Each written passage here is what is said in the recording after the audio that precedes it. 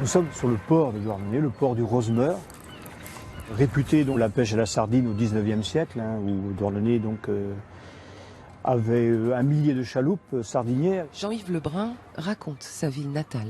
On voit sur l'une des cartes les vieux marins qui sont là, assis sur le quai, regardant la mer. Et puis ici, c'est le port de pêche tel que nous le voyons aujourd'hui, mais il y a un siècle.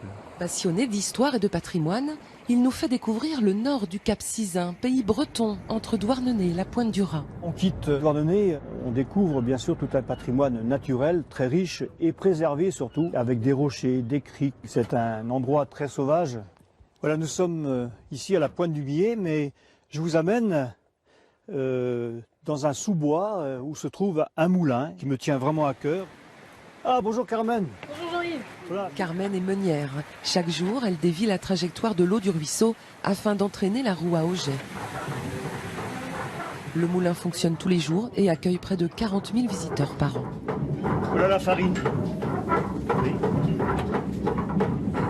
Vous pouvez toucher. Écoutez, c'est la farine de froment. C'est bon. 30 tonnes de farine de blé et de sarrasin sont produites à l'année ici. La jeune femme est employée par l'association qui a restauré le moulin. Je dois surveiller que j'ai toujours du grain en bas, que les réglages pour la farine sont bons, qu'on a une bonne farine en qualité à la sortie. Et puis il y a toute la partie boutique où on a des habitués en fait qui viennent chercher la farine ici. Donc il y a une partie en sachage et présentation de tous les produits. À quelques minutes à pied du moulin. Et bien là, on arrive au phare du Millet. C'est l'une d'ailleurs des seules cartes postales qui existent sur ce phare. On va s'approcher du phare, on va regarder la lentille. Voilà, de l'extérieur bien entendu parce que... Christian Tonelli se bat aujourd'hui pour la réhabilitation de la maison phare du Millet. C'est fantastique. Mon père est né donc dans un village qui se trouve à côté là-bas. Et il venait, quand il était jeune homme, donner un petit coup de main aux gardiens de phare, notamment pour le transport des bidons de pétrole. Déserté par ses gardiens depuis 1993, le phare se dégrade et sa restauration devient urgente. C'est une mémoire, c'est un patrimoine vivant. Il raconte toutes les histoires de Beuzec-Cap-Sizun, parce que de toute manière, les familles de gardiens, elles sont là, elles sont derrière nous, dans les fermes, dans les maisons. Donc c'est vraiment un patrimoine oral. Il faut le préserver, il faut le conserver, et il faut qu'il raconte cette histoire et qu'il continue à la raconter. Les joyaux du patrimoine, Jean-Yves les collectionne depuis plus de 40 ans. J'ai environ donc à peu près 1 millier de cartes postales dans ces albums. Les lieux, les calvaires, les églises, beaucoup de coiffes, bien sûr, que l'on portait à l'époque. Nous laissons Jean-Yves à ses souvenirs et poursuivons notre route en direction de Goulien. Sa réserve naturelle s'étend sur une 50aine d'hectares. Yvon Lorgouillou veille sur la lande de bruyère et les joyeux habitants des falaises. Alors là, j'ai un goéland brun, donc aile foncée et pattes jaunes. Plusieurs espèces d'oiseaux marins ont installé leur quartier ici jusqu'à la fin de l'été. Les oiseaux du large, comme les fulmars et puis les guillemots, arrivent courant décembre. Donc ils viennent s'installer, ils viennent prendre leur place pour préparer la reproduction. Disons que tout le monde s'en va, en gros, quand les petits sont capables de suivre, quoi. Depuis quelques années, la réserve compte de nouveaux pensionnaires. Ah, un petit derrière. Leur implantation permet d'éviter l'invasion des ronces, de favoriser ainsi l'arrivée de nouvelles colonies d'oiseaux, de redonner à l'environnement tout son éclat. Nous reprenons notre route vers l'extrême ouest.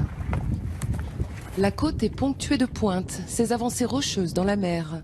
Ici, celle de Castelmeur, bien connue des cavaliers de ce centre équestre. Pour nous, comme pour beaucoup de cavaliers, c'est des moments de plénitude parce que voilà, on est au milieu d'un paysage extraordinaire. Ça permet à beaucoup de monde de bien se vider la tête. Nous décidons de poursuivre la balade avec eux parmi la lande et les genêts. Gilles et ses élèves nous conduisent jusqu'à la pointe du vent.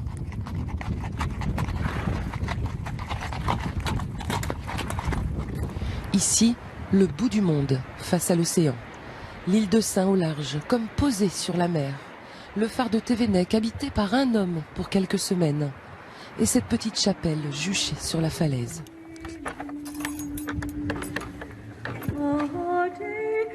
Thérèse Berriet fait partie de ces bénévoles qui, pendant 25 ans, ont restauré l'édifice. Aujourd'hui, il est l'un des monuments du patrimoine les plus visités du Cap Sizun. Cette chapelle qui est toute seule là, c'est vrai, elle est solitaire. On a envie de la protéger parce que bon, c'est vrai qu'elle subit tellement le vent, et la tempête, tout ça. Et c'est vrai qu'elle est mystérieuse en fait. Elle est mystérieuse. La légende raconte que la cloche de Saint-Ès se mettait à sonner toute seule pour prévenir les marins du danger les jours de tempête. Un son perçu jusqu'à la pointe du Raz, sa voisine.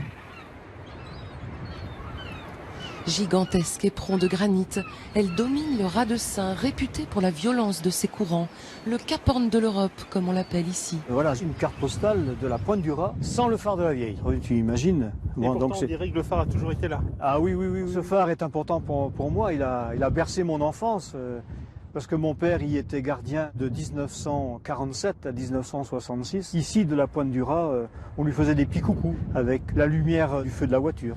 Dès 1900, on vient de partout visiter la pointe du Raz. Sous le piétinement des touristes, la lande meurt. En 1989, un vaste programme de réhabilitation du site est lancé. Parkings, commerces et hôtels sont rasés. Le Conservatoire du littoral, propriétaire du site, balise les sentiers et revégétalise l'espace. Bruno Cariou a assisté pendant plus de 20 ans à cette transformation. On a réussi à avoir ce bon équilibre d'un site naturel, mais aussi visité. Et c'était important que l'homme soit au cœur de ce paysage, parce que quelque part, c'est notre patrimoine à tous, que nous prenons un grand plaisir aujourd'hui de découvrir. Plaisir d'un soir de printemps par une mer si calme et apaisante. La pointe la plus à l'ouest de l'Europe s'endort tranquillement. Alors, on a aperçu à l'instant le phare de la Vieille, mais la pointe du Raz en compte d'autres, et notamment le phare du Thévenec. Il fut le premier à être automatisé en 1910, et le progrès n'est pas la seule explication. Les gardiens avaient en fait peur d'y rester, persuadés que le lieu était hanté. Aujourd'hui, un homme s'est lancé comme défi d'y passer 2 longs mois coupé du monde. Sylviane Mondet et Jean-Yves Chamblay. Depuis 105 ans, plus personne n'avait dormi dans cette maison feu. Elle était devenue presque insalubre. Alors, pour sauvegarder ce patrimoine unique de la mer d'Iroise, Marc Pointu a décidé de tenter une aventure un peu folle et presque périlleuse. Le temps de dire au revoir à ses amis gardiens de phare. Ah, dans 2 mois. Voilà. Et le voilà parti pour 2 mois, seul, sur un caillou, battu par les vents, à 15 km des côtes. Voilà les Pilote, il est là-bas, non ? 2 mois pour attirer l'attention du monde et surtout les bonnes volontés. Un mécène me dit demain, ou une entreprise, votre combat est beau, c'est une belle image, on va vous refaire le toit, parce qu'il y a besoin d'être fait. Banco, il y a des bonnes volontés partout, mais il faut les cristalliser un peu. C'est le but de cette opération. Merci d'être venus à tous. Après plusieurs faux départs, à cause de conditions météo trop mauvaises, et devant une foule plutôt incrédule, ce 27 février, Marc Pointude réussit finalement à approcher Thévenec avec ses 400 kilos de matériel, et c'est déjà un exploit. Car le phare de Thévenec est un lieu un peu spécial, situé dans l'une des passes maritimes les plus dangereuses du globe. Il est aussi considéré comme hanté. Déjà, lors de sa construction en 1875, les ouvriers entendaient des voix et refusaient d'y travailler. Ensuite, 23 gardiens s'y sont succédés en 35 ans, un record. Et beaucoup en sont partis épouvantés, invoquant toujours ce fameux fantôme de Thévenec. Dans sa nouvelle maison, Marc Pointude sait qu'il aura peu de visites. Alors si vous réussissez à débarquer, il faut agripper l'échelle rapidement.